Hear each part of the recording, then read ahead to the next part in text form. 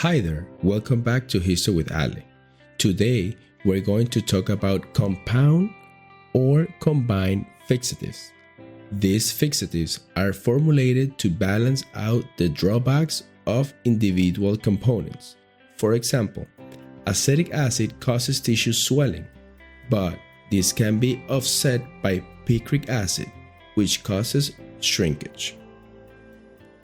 Pathologists and lab staff get used to the artifact produced by a specific fixative, so switching to a different one can be confusing and affect staining and sectioning techniques.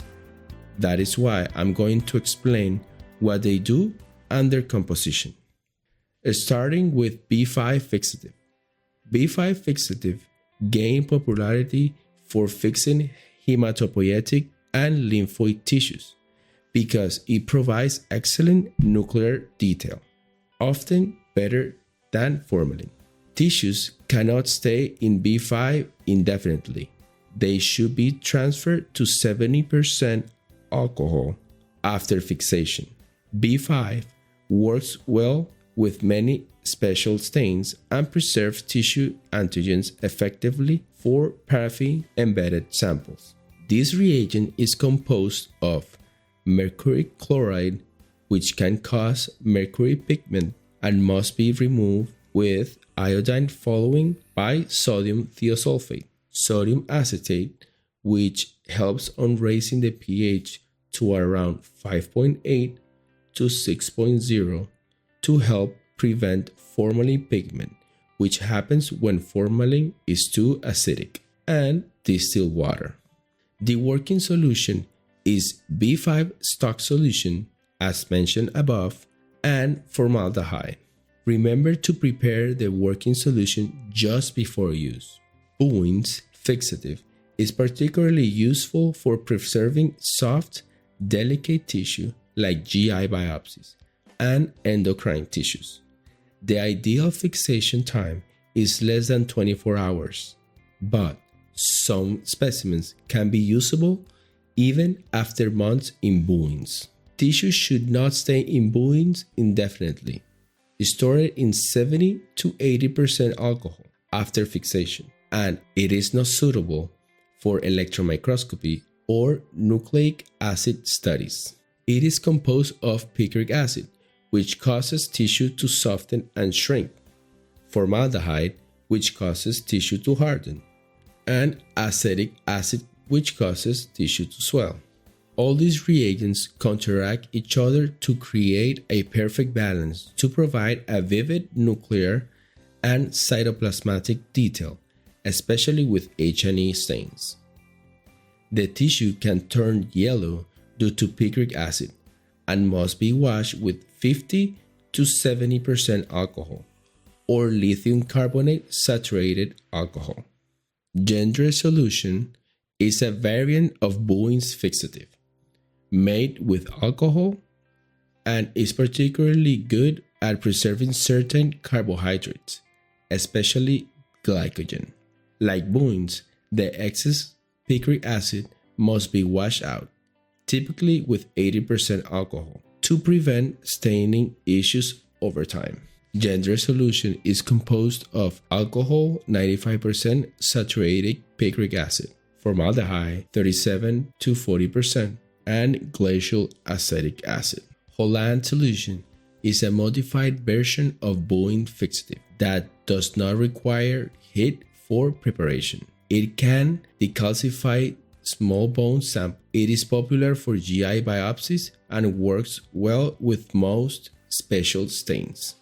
The cupric acetate in the formula helps preserve red blood cells, eosinophils granules, and endocrine cell granules, reducing the lysis commonly seen with regular Bowens. Before placing tissue into phosphate buffer formalin, the Holland fixative must be washed out. Otherwise, salts in the solution can react and create insoluble phosphate precipitates. It is composed of copper acetate, picric acid, formaldehyde 37 to 40%, acetic acid, and distilled water. Senker and Heli or Senker formol solutions were historically important fixatives, especially for hematopoietic and reticuloendothelial tissues due to their excellent nuclear detail. However, they are largely obsolete in modern histology labs because they contain a high concentration of mercury, which is a very toxic, and they can also cause mercury pigment, which requires more steps to get rid of. The Zenker and Heli stock solution is composed of mercury chloride, potassium dichromate, sodium sulfate, and distilled water. The Zenker working solution is composed of Zenker Heli stock solution and glacial acetic acid. The Heli working solution is composed of Zenker Heli stock solution and formaldehyde, 37 to 40%. Zinc formalin solutions gained attention in the early 1990s, especially with the rise of immunohistochemistry. Zinc formalin was seen as a great alternative because it preserved antigens very well. But by the time it came out, labs had already figured out antigen retrieval methods that work with regular formalin. And let's be honest, formalin was already the standard. So instead of creating a brand new protocols for zinc formalin, most labs just stuck with what they knew. It is still important to mention why zinc formalin is valuable. For starters, tissue stored in zinc sulfate formalin holds onto its antigenicity really well, even over time. Zinc actually helps prevent cross-linking, which means protein and other large molecules stay closer to their natural form. Today, you will find plenty of zinc formalin solutions sold commercially, each with its own special formula. But many labs still mix up their own versions too. It is composed of zinc sulfate, formaldehyde, 37 to 40%, and distilled water. To end, always remember all chemicals mentioned in this video must be handled with great care and respect. Follow your lab's safety protocols and comply with OSHA and other regulatory guidelines to ensure a safe working environment. Safety first, always. And for more detailed explanations and examples, be sure to refer to the Frida Carson textbook.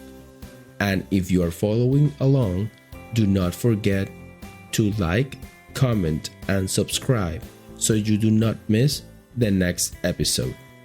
Thank you.